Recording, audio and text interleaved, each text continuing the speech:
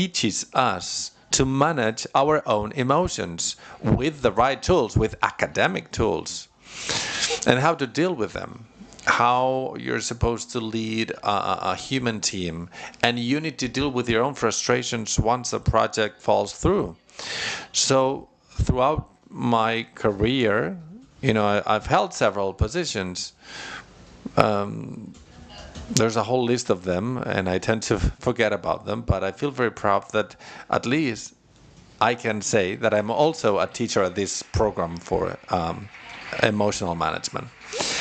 Okay, Maribel, how many female presidents do you have in Catalan federations? Right now we have 7 of them, which is 10% because there are 71 federations. What about leading positions or executive positions?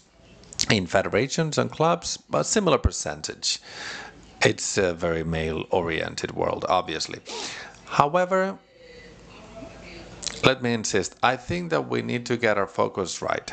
We need to solve a problem. We need to identify the problem.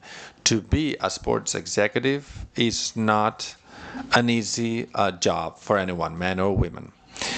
So, the kind of problems that these kind of sports executives encounter are the same for men and women. We shouldn't play the victim here. Otherwise, we'll get focus wrong.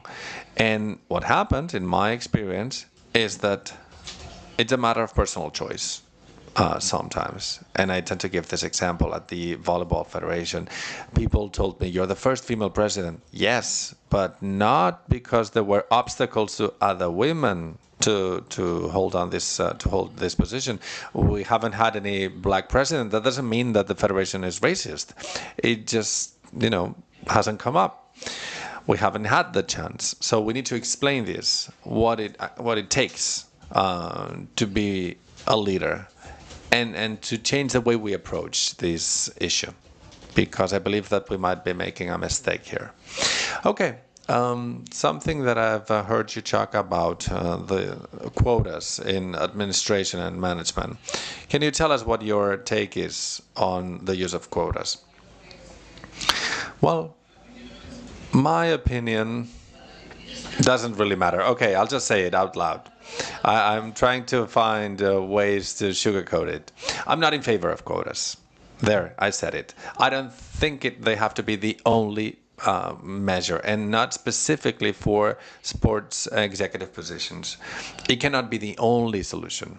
Every time we've tried, at least in theory, to establish certain obligations and percentages for sports boards to bring women, well, all of these projects have failed.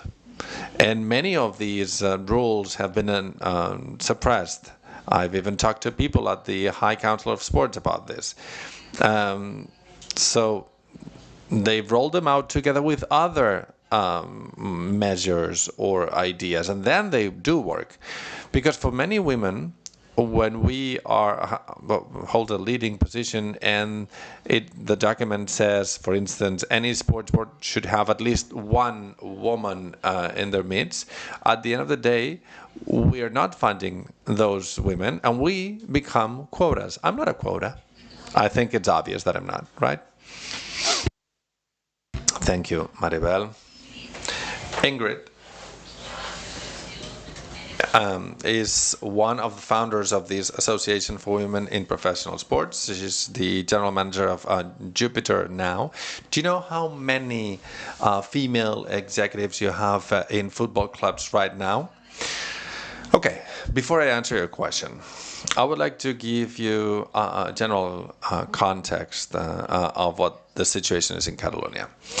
We are a leading region in terms of the percentage of women in sports. And that's something we need to acknowledge and to congratulate ourselves, even though 10% for me is outrageous, even though it's higher than the Spanish average. So, congratulations, but at the same time, wow, there's a long way ahead of us. And I'm giving you this general backdrop because we are dealing with the figures that everybody knows, the percentage of women in sports, These are the known figures, because there are many other figures that are hidden and unknown. In Catalonia, there hasn't been any assessment of the situation of the participation of women in sports. Let's not fool ourselves. I'm a federated athlete, but I'm not here as a paddle player. I'm here as one of the executive leaders in the football federation. And I'm talking about executives, managers, mentors, managers, and all of these figures of the presence of women are not known. Why? Well, because we haven't conducted any assessment, as I said, but also because the presence of women in sports usually has to do with a very precarious situation of these jobs. So there's a lot of volunteer work, and we call it volunteer work when it actually means that these positions are not properly paid and compensated, and we work on equality, but at the same time we relinquish so many things. So it's a battle that we're losing. We're working without following the law. Now, back to your question: how many female executives? I don't know. I cannot give you a number because, well, there are some of us out there, and before us, we had wonderful pioneers that opened new ground. I'm not talking about executive positions. I'm talking about managers. We have many executive positions. They're great women. Many of them went through this program that Maribel mentioned, but rather managers, which is one step down. Even though there's no such thing as general management in regional football. Usually it's for national teams. And some of these women are leaders of sports projects, but their work is not acknowledged. It's maybe because they're women or because their job is, as I said, quite precarious. I don't know how many of us are out there. We need that initial assessment to take stock and to get that initial picture. We were speaking about the role you play in the association. And I suppose this association was set up to bring all of us together, right? There's strength in numbers in terms of sports leadership. Yes, obviously, having women working together, women in sports, and particularly in this association, is a way to create a network. You have contacts with mentors, with legal advisors. You can promote projects. You can become more. You can get exposure, and women, especially if we're talking about athletes, there comes a point in their career in which they need to make a decision. Do they want to become a mother, or to continue playing, or to quit playing? I mean, there are a lot of difficulties that pertain only to the fact of being a woman. And they need some kind of support, because otherwise they will grieve this loss, and these kind of associations are needed. In my particular case, I remember when I joined this association, I was desperate, I was angry. And I said, why not? You're telling me I can't do it. There are so few of us. And then I met these other women. And it was like, finally I had a community of like-minded people. And we were all for equal opportunities for women in sports, or in general terms, equal opportunities for everyone in terms of rights and duties. And it was indeed a turning point for me. It was a watershed moment. Yes, athletes keep saying that they don't have role models. And the same thing goes for executive positions or managers, right? I agree with Maribel in many of the things she said. And her unpopular opinions. We don't like quotas. We don't like them because there's a risk. the executive board might decide to join the bandwagon as a fad, and I don't want this. I rather have real women with actual clout who, are a presence in the field of football or basketball. However, if quotas are necessary, I think that we should welcome them. Obviously, they shouldn't be the only solution. We were speaking about protocols earlier. Well, there's something quite good about having women in governance bodies, which is that in a natural, spontaneous way, we are putting on these purple glasses and this lens. And so the kind of measures that are approved help the feminist cause as part of the activities carried out by the board, but in a natural way.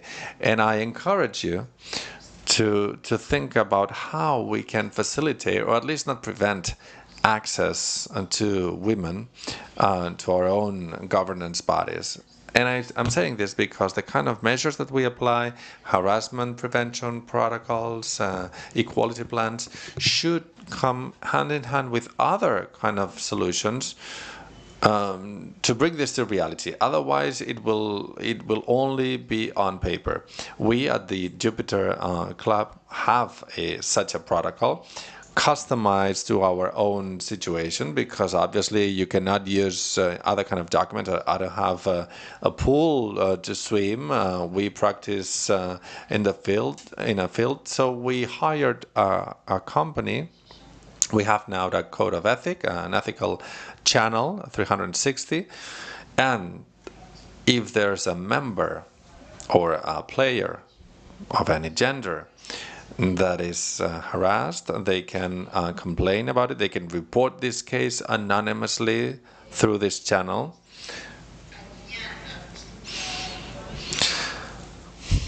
Putting some distance from the victim to the possible harasser, because it will be independently dealt with by the company.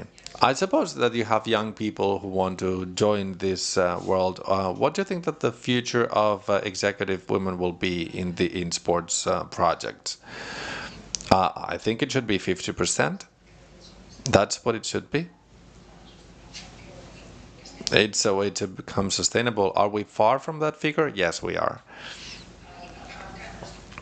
We were saying yesterday that there's still a long time. With every crisis, this time gets longer. I think 167, yes, but I think it'll take longer than 200 years by now.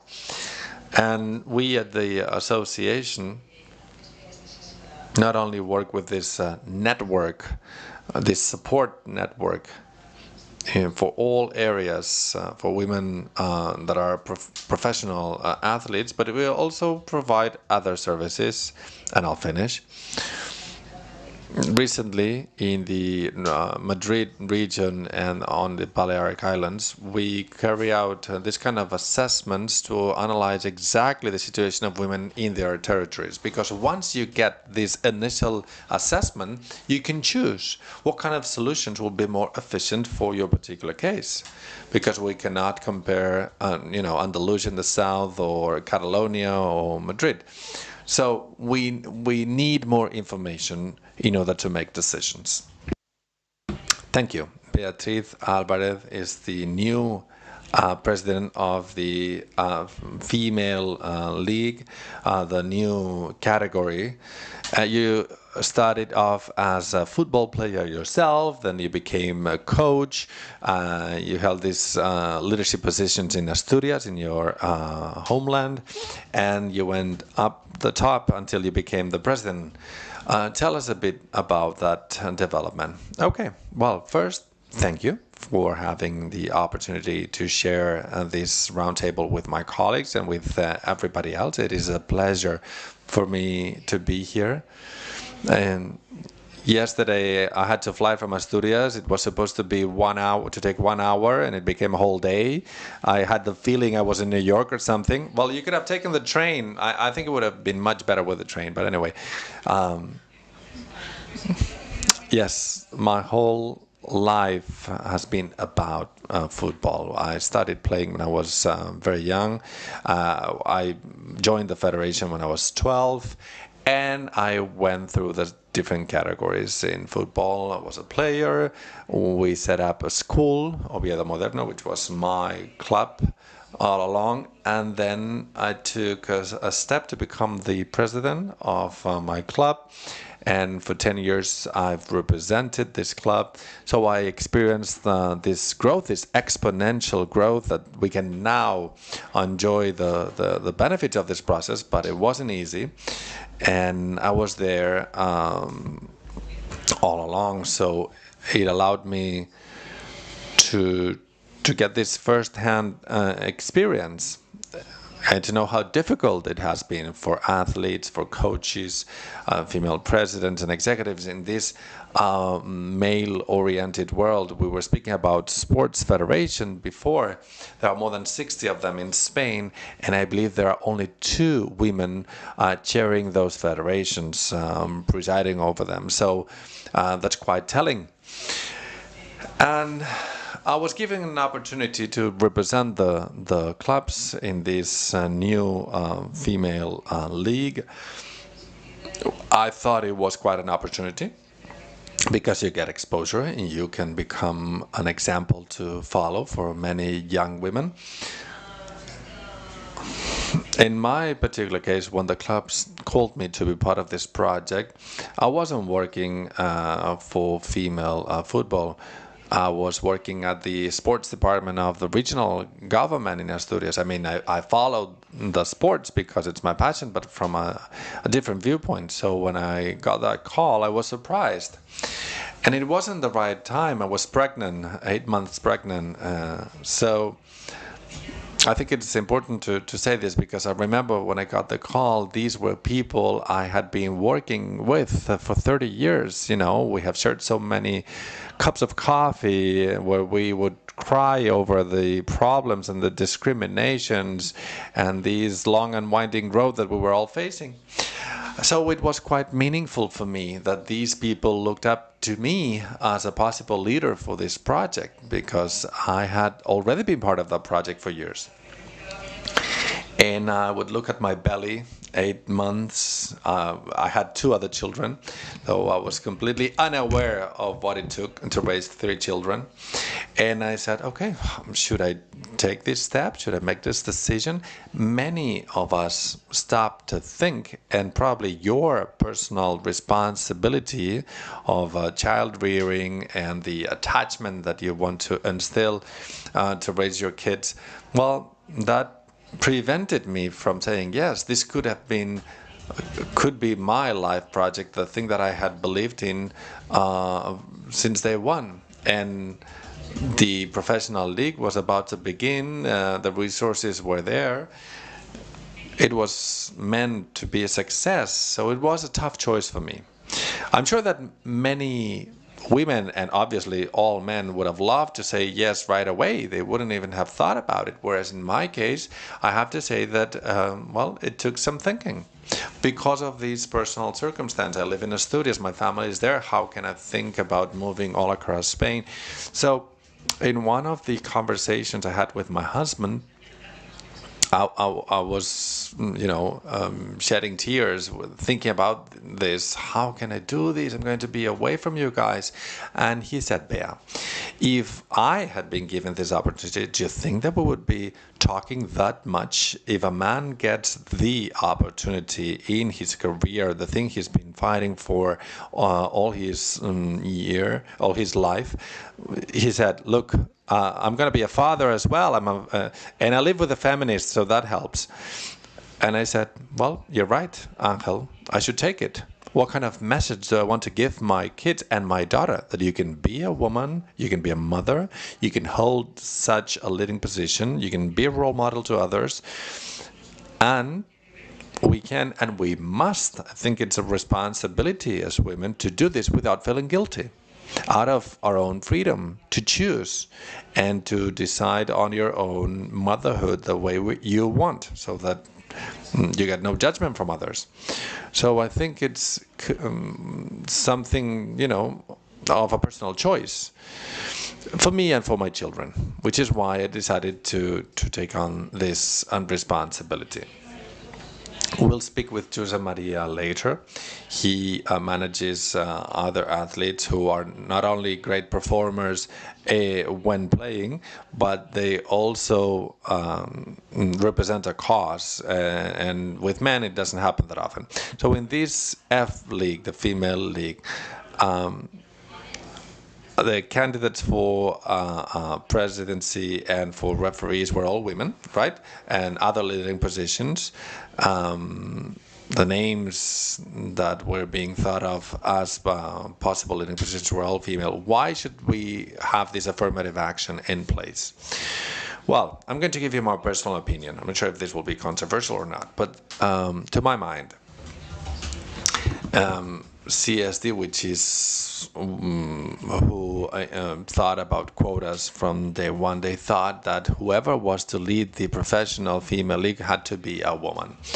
At the time, I was following this from a distance. I don't think it's indispensable. I believe that it should be led. Any leader should be a person who's prepared, who has the necessary skills, and is ready to do the job, regardless of their gender. However, it is true that it could be important for that person to be a woman, just to open new ground, just to be a trailblazer, because at the end of the day, you will be opening a door to many girls and women who are watching you. And I was thinking, don't we have other women who are well prepared? I'm not saying I'm the one with the best preparation at all. There are other people other women that are far better options for this job, but probably my life journey and my experience in female sports did help. But I was thinking, don't we have enough women out there who have had a similar life and that have the necessary skills and are good managers? Of course they are. So if we hadn't talked about this with the CSD, maybe, I'm just saying maybe, because most executives and leaders are men, they wouldn't have thought about hiring a woman. And that's what actually ended up happening. So it was important for me and for any other woman. CSD could have said, sure, a woman is a better option, but it's not necessary. If you have other people who are skilled for the job, it doesn't need to be a woman. But I think they made the right decision. It's important to think that when making these decisions, we are opening new ground. In football, maybe there are 1,000 men that could have had that responsibility. And I'm sure that some of them were great choices. But I think it was also a very powerful decision to have a woman in the job, representing them, the female athletes and coaches. I've also been a general manager for sports, and I believe that, in a way, was also part of the decision as a woman. Yes, that sort of thing happens in the world of sports. If you're not a former athlete, they don't take you into account for management positions, and that's not the case for men. You're supported as a former athlete, and yet men who are not former athletes do not have to go through that particular hurdle. Thank you, Beatriz. Now, Alejandra. Alejandra works at the International Automotive Federation, and in her case we're talking about leadership without a position, for the time being. Alejandra is a leader within an international organization without a formal position in it. So what does it take to be a leader? What does a leader have to have? Well, thank you very much. You've labeled me as a leader, so there we go. we often confuse being a boss, head of a department or whatever, and being a leader. Leadership and management positions are not the same thing. I mean, ideally, a boss, a director, a manager should be a leader, but that's not always the case.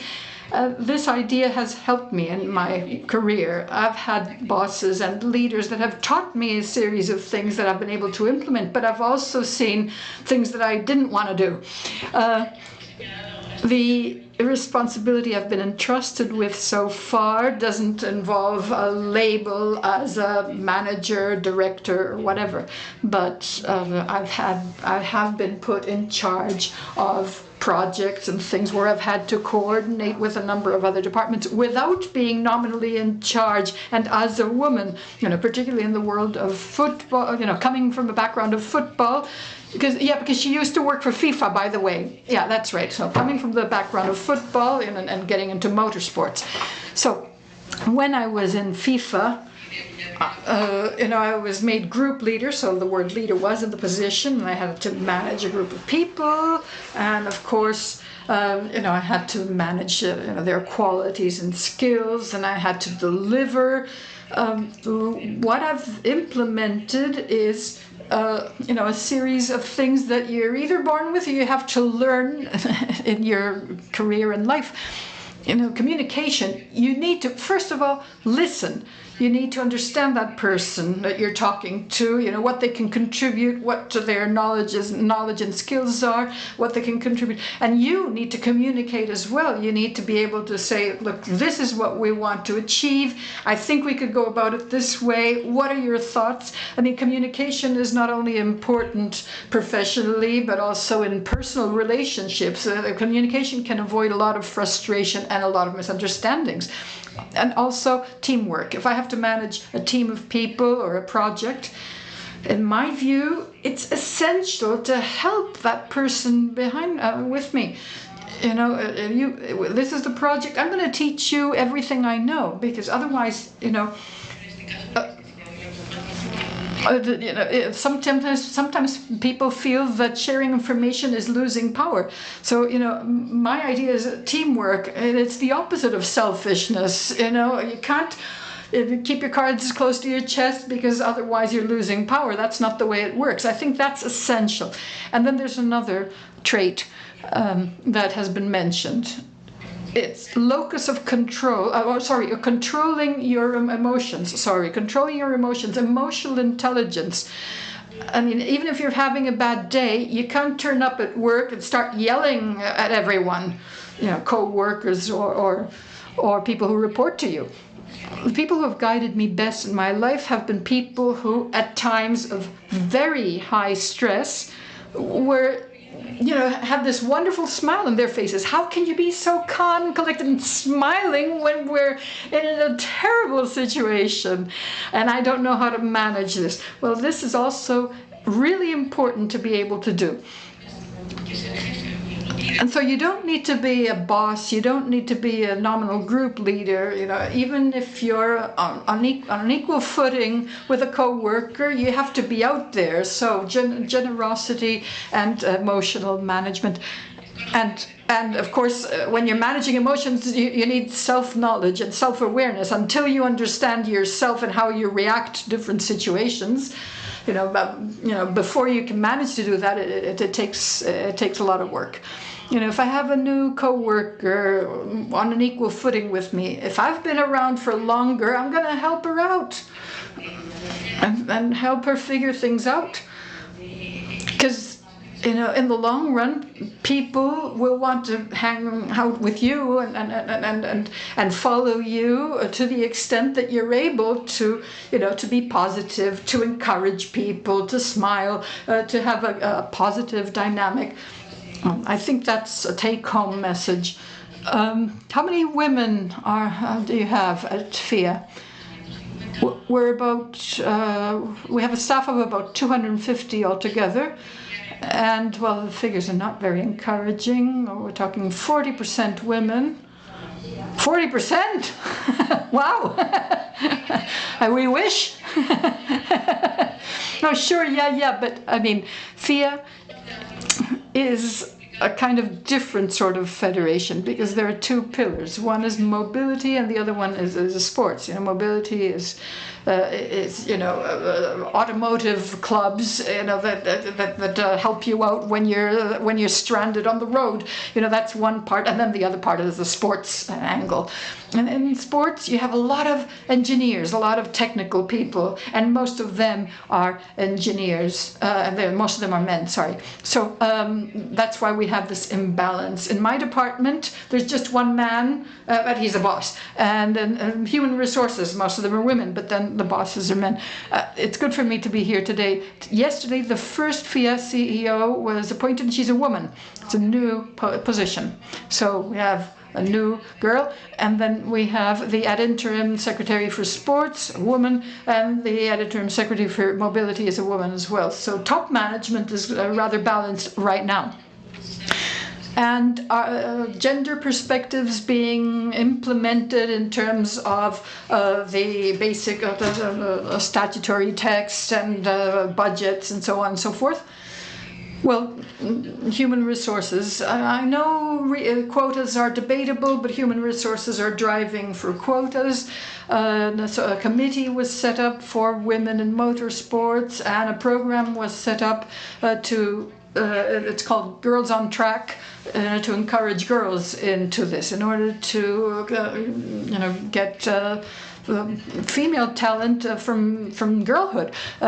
It's good for girls to get interested at a young age. It's a complex sport. It's quite divided. It's men, motors, and cars, and there are lots of girls who love to watch car races and will love to race themselves, and we have to drive that and boost it. Thank you, Alejandra. Okay, men, motor, cars. Okay, men, balls, and ties. Erika. Tell us about your background. What led you to your high responsibility role in FIFA? Well, actually, I come from Brazil, from Sao Paulo, but I actually started out in sports management in Spain and in sports law in Spain. I got a master's degree in sports law in Madrid, and then I worked in Barcelona for 1 year. I want to thank Adriana for my invitation. We've known each other for a long time.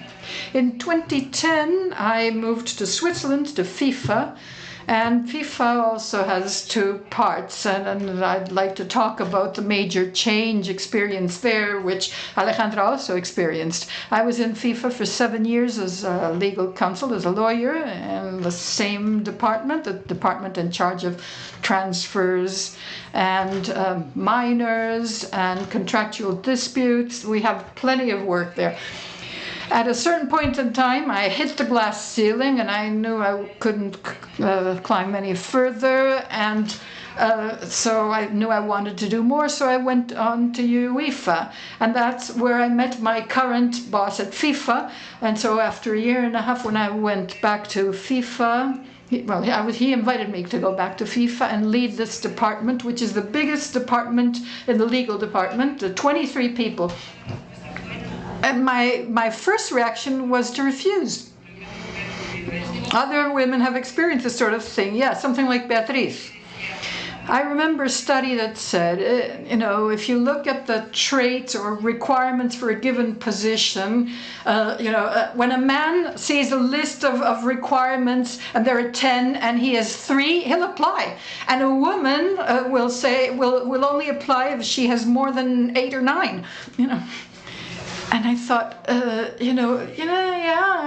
a good fit for this department, but I don't know if I'm a good leader or a good boss. And I know the impact of a good boss in people's daily lives. You spend more time at work than you do at home. So that's why I thought, I'm always learning. I like what you've said because it was really good. For me, the first step was a conversation with myself. I did some therapy and some coaching to figure out why I was so afraid of taking this step. why I had this fear. And I figured that, well, you know, I've got the empathy, I've got the communication skills, I've got the experience because I've worked in that department, I know the kind of issues that arise, and I know what kind of boss I don't want to be. And so on that basis, you know, I had to start working on, to develop all this on a daily basis. And that's how I got back to FIFA. And it was also, you know, a major change in leadership at FIFA. Although things are not what I'd like them to be, we have come a long way. Currently, we have a staff of nearly 1,000 and 44% are women. That said, as you climb up the ranks, that thing changes. But you know, we have Secretary General Fatma. You know, there are 3 levels: head of heads, director, and chief. There are 3 chiefs. There are women chiefs. There are several directors. There are some heads. Anyway, you know, we're on the right track. You know, there's a lot to be done, of course, but still.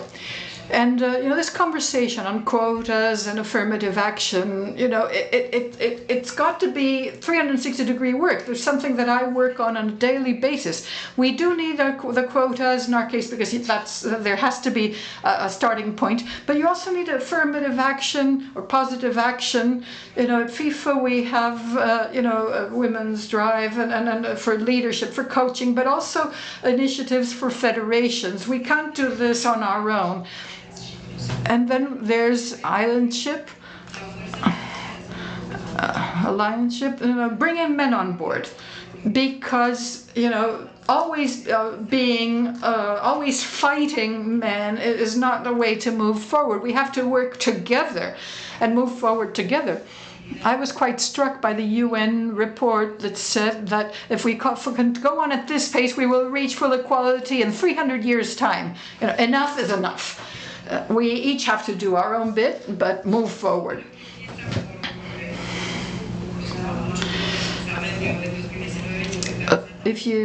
Some of you will know that I had breast cancer in 2019, so while I was out of commission for 19 months, and you know, I had to strike the right balance between personal life and work life. And you know, you have to look into yourself and know yourself. Even as a boss, I have 4 line managers, group leaders reporting to me, you know, and of course, if we think about skills and abilities, at one point one of them left, and I said, I need another group leader. My coach said, look, close your eyes and imagine what you want that person to be like, what kind of traits they should have, what they would work like, what kind of communication they would have. What did you see? I'll open your eyes now. What did you visualize? You know what? I had visualized a man.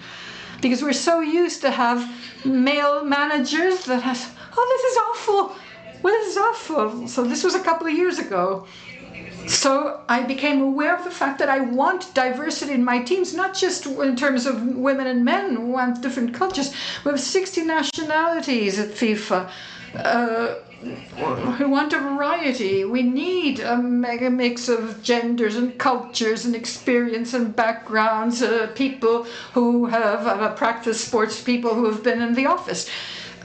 And something else I talk about a lot is how to attract more women. You know, if we advertise a position, we have 200 applicants in 1 week, but very few women applicants. So we have to figure out how to draft an ad for a position to encourage women to apply.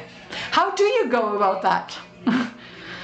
Well, I talked to someone in recruitment, and they told me that you need to use he, she, and you need to say we value these qualities, you know, man or a woman or whatever, to ensure that they see themselves reflected in it. And also use what we've got. You know, I'm a member of IWISC law, you know, Women in International Sports Law. with other people are here from there, and then there's visibility needs to be given to this kind of thing. And I also use social media, LinkedIn and so forth, to spread the word and encourage more women to apply, and more non-Europeans too. We need more people from Asia, Africa, South America, because we need more people to find themselves reflected there in order to affect actual change. If I only have European men taking decisions at the top level, exclusion is going to happen as a matter of course. So maybe if a woman is not currently qualified for the top position right now, maybe set up a mentorship or something of the sort, or an exchange of experiences to pave the way and start preparing.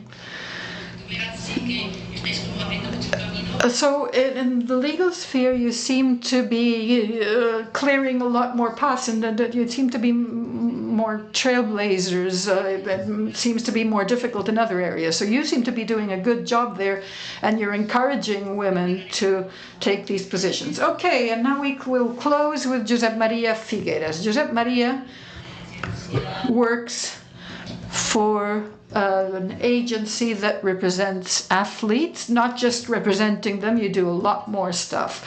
How many women work at your agency? Well, good morning. Before I answer, good morning. A lot of women. We don't have 40%. I would never have imagined FIA to have 40% women. I might have expected more at FIFA. I'd say 35 to 40% at our agency. In terms of athlete representation, we have fewer women, obviously, because historically speaking, we mostly, our core business is representing football and basketball players, where there was more male predominance, but in other sports and in the cross-cutting areas, there are more women. Okay, aside from the historical background, why else don't we have more women, other than, people's mothers or people's sisters representing them? Well, there are several factors. By the way, congratulations on having accepted your positions, okay? Sometimes there are a lot of personal factors and hurdles involved. I wasn't aware of your story. Yeah, no, I gave birth simultaneously. I gave birth twice at the same time. It was my daughter who was born on the 6th of June, and on the 7th of June, there was the official constitution of the organization. I mean, it was a multiple birth, I always say. Yeah, so often we're not aware of personal backgrounds and stories, and you just mentioned ads. I wasn't aware of how we announce potential positions, and the fact that when we close our eyes we think of men.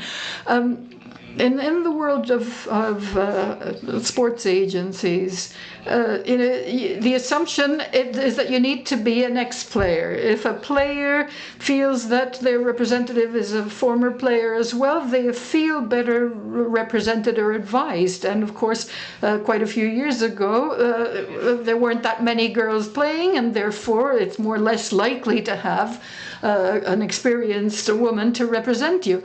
There were fewer role models. We have more of them now. Later I'll talk about quotas, because right now I'm feeling like a quota myself. You know what? It's nice to have the thing turned around for once. You're right, yeah. Okay. I'm fortunate enough to represent leading women athletes like, Ana Carbonell, Lydia Valentin, and others.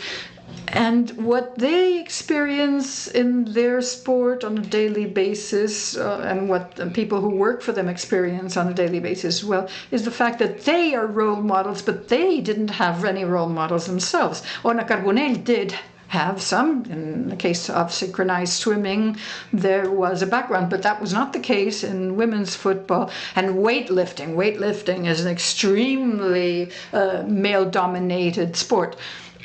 So being a role model and having a role model is important.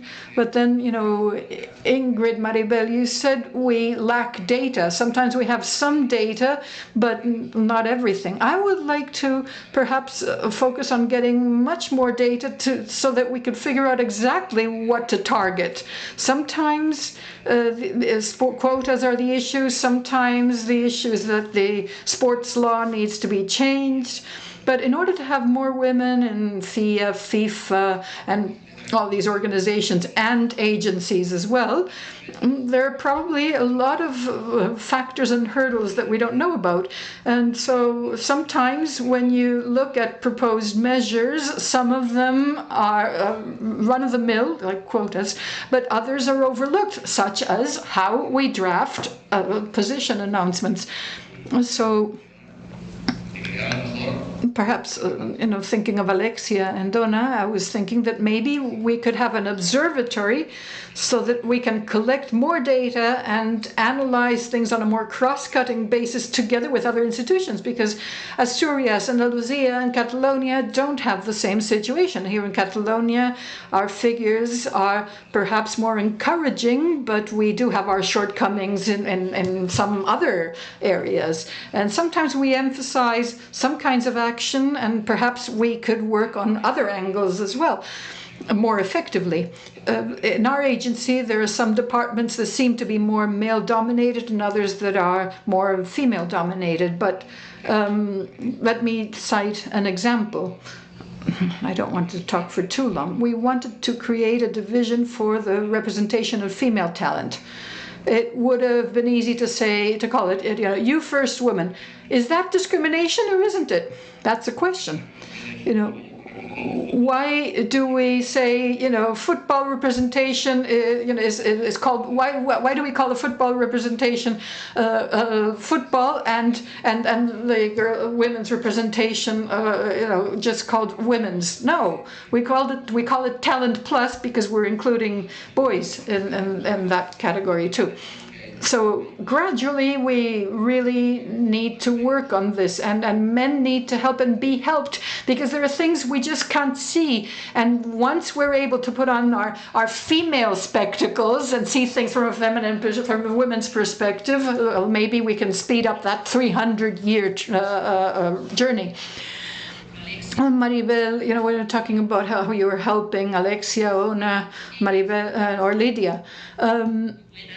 They're very good and they're leaders in their own sport, on the field or in the pool. But in addition to that, they have to lead the fight for equality, for women's rights in sports, and so on and so forth. And it was mentioned that most of the men you represent don't have that additional burden. Yes, quite. When I talk to the football and basketball agents and what their daily concerns are, most male football players are not worried on a day-to-day basis about transforming society. Alexia, Ona, and Lydia at every interview are asked about whether they've ever experienced discrimination. I mean, it's important to do awareness raising, and I think it's important for those questions to be there, but at the same time, there is this additional burden of social responsibility and social leadership that is not expected of the boys. The boys are asked whether they've ever had injuries, whether they're in good shape, what they experienced at the last game or match, and they're talked about, they're asked about their sport, whatever it is. And Alexia, Ona, and Lydia are always asked about reconciling personal life and sports life. I mean, some of them are interested in talking about that and advocacy on that front, but some of them resent it. They say, let's talk about sports. but they do carry this additional burden of having to do social leadership in the field of sports.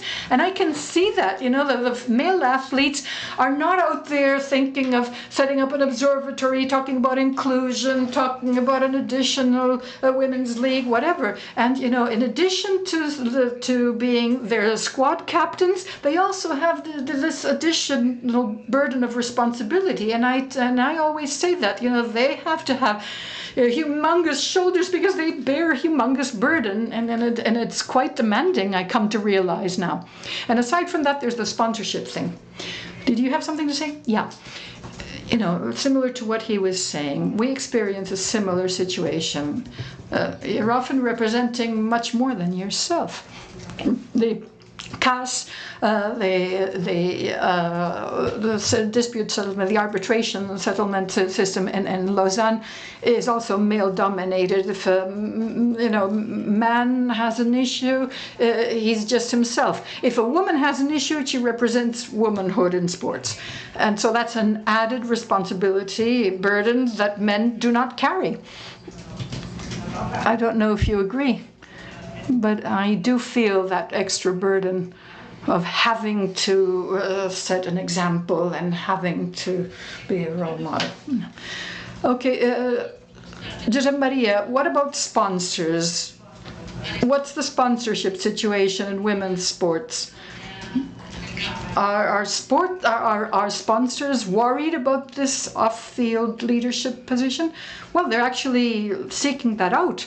If you think about the communication policies of soft drinks companies or potato chip companies, the